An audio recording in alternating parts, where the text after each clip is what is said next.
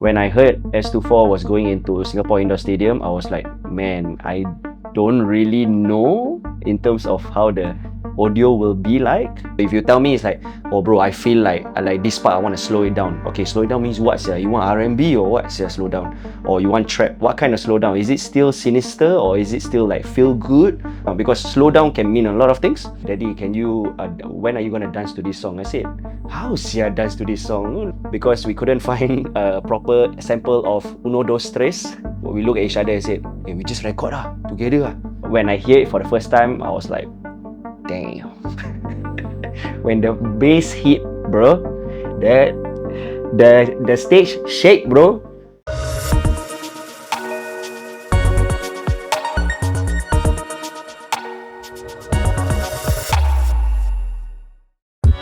Yo, what's up guys? My name is Alif Aircho, aka AirchoTRK. I'm a music producer, music engineer, music arranger, music mixer, / dance coach, / choreographer, / dancer, / father. I wear many hats, but particularly for music, I've been doing this for over 3 years now, professionally. So over the past 3 years, I've done a total of 60 mixes for 60 teams. I guess that's quite a lot, and I'm looking forward to doing more in the next few years. Okay, so because 2022 it was at Tampines Hub. Okay, so I kind of understand how the soundscape is in Tampines Hub because it's very open air and everybody is going to be there. They're just going to be in different floors, standing around and all. A lot of times for Tampines Hub, so okay, I'll just take it as a live event. But when I heard S24 was going into Singapore Indoor Stadium, I was like, man, I don't really know in terms of how the audio will be like in a stadium setting. At first, I was like worried. Like, okay, when I mix it, I gotta make sure my bass is this, you know, and see how it works.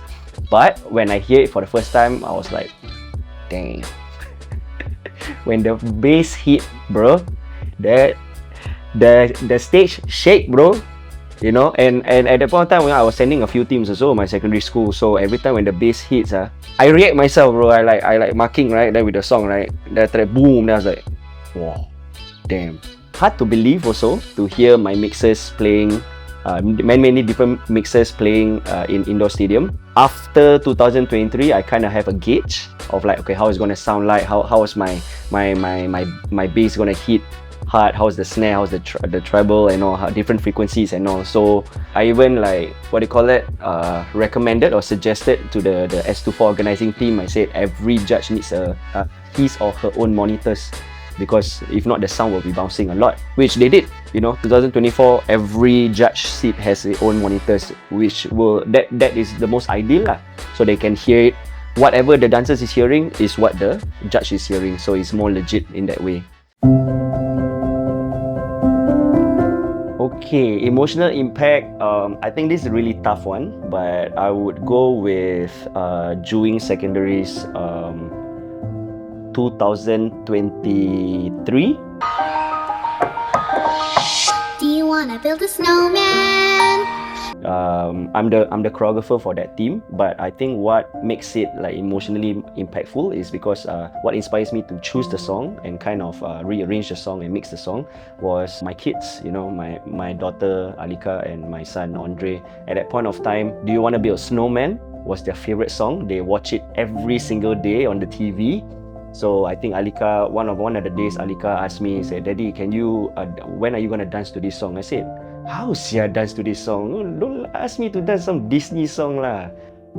But one morning I woke up and I'll be like, it's not impossible. Yeah, I think I can do it. So I mixed it and then I gave it to Juying to do the routine, and then it came out great. I guess it touches me in a different way. It touches my heart in a different way. And when I see it on stage, I'll be like, wow, my kids actually inspired me to do this mix. And then eventually it came to life and it was performed and executed on the big stage of S24 at Singapore Indoor Stadium. So yeah. The track that is technically like challenging, I would say, is Shalene's group, which is Etcetera, 2023.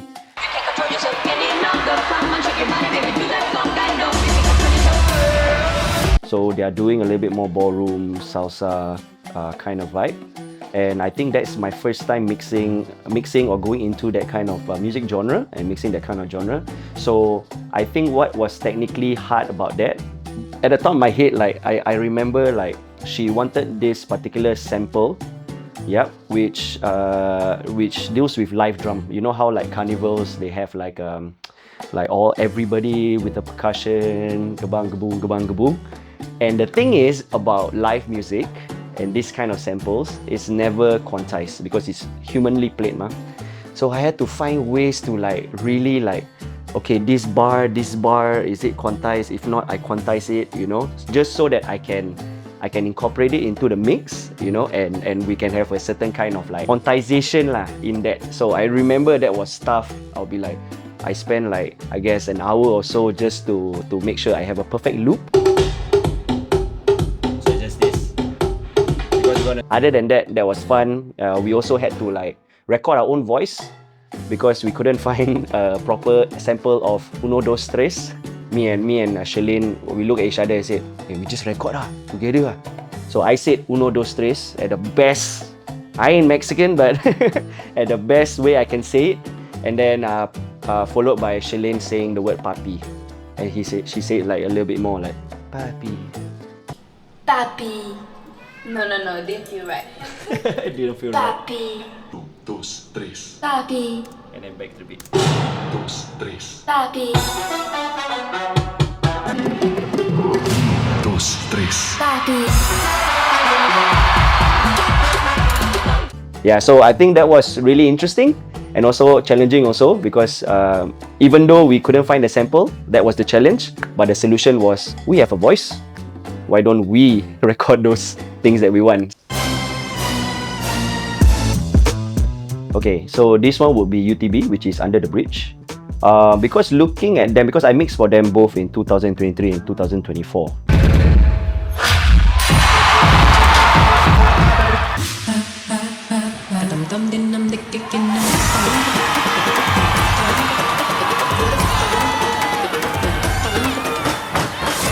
Both of the mixes were crazy, and I think that was also my first time dialing into Bharatanatyam music, you know, kind of Indian fusion kind of music. So I think they really surprised me because both the mixes are a little bit in a different direction.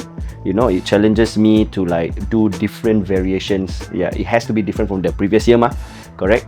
And then when I was doing 2024 mix, I was like, wow, this is different, but I really don't know how they will approach it.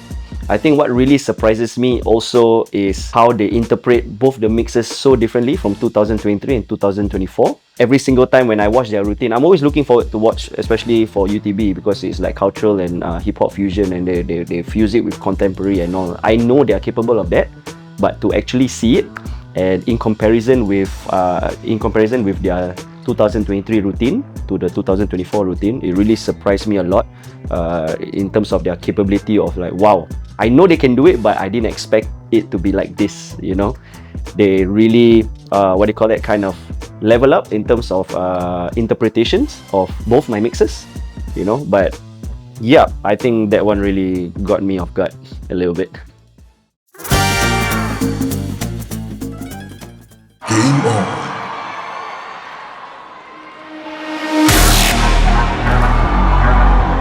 AirchoTRK.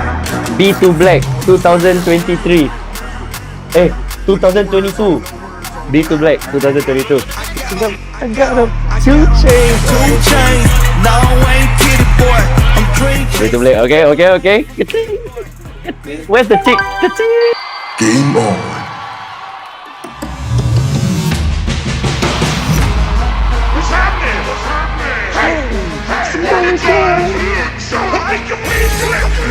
Black Army 2023.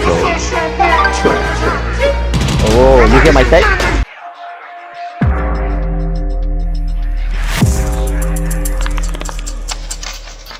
Wait, a bit more.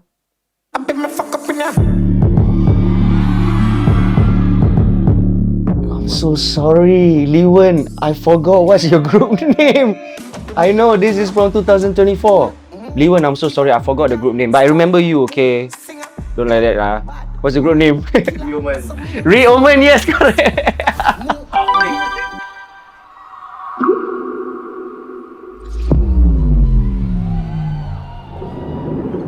Yeah, the water concept. I know who it is, but I'm really trying to remember what the group name once again. Ryan, I'm so sorry, man. What's your group name again? Fly. Yes. Game on.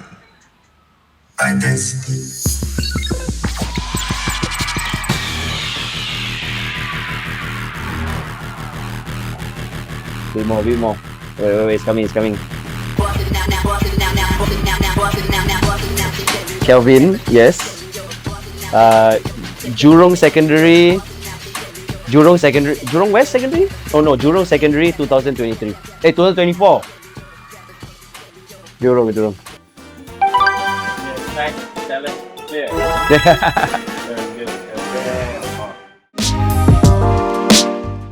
A lot of times, based on experience, right, the choreographers come here, they understand the concept that they want, but they just cannot picture how musically how it will sound like. So a lot of times when they come here, the concept, like the overarching of like the design of the routine would help in terms of how I would suggest in terms of sound, how to go about and all these kind of things. But I think concept is number one, overarching of routine is number two, and if you know the music genre that you want to go for or approach, I think that would be helpful also, because as music producers, when we know what the genre is, we can already dial down into the BPM, the feel, the certain instruments that are being used within the genre, you know. So it's kind of like the foundation lah. Yeah, so if you tell me it's like, oh bro, I feel like this part, I want to slow it down. Okay, slow it down means what? You want R&B or what? Slow down. Or you want trap? What kind of slow down? Is it still sinister or is it still like feel good? What kind of slow down are you talking about? You talking about ballad? You know, slow down, because slow down can mean a lot of things. Yeah. So if what could help in specific is the genre that you want to dance to. Let's say I want to slow down. I want to make it feel more ballad, more piano, or you know, like if you can name instruments, that would be great. Other than that, usually choreographers come with references. That means, okay bro, this part I want it to sound like this song. Yeah, then it will be easier. You know, from there I can interpret myself.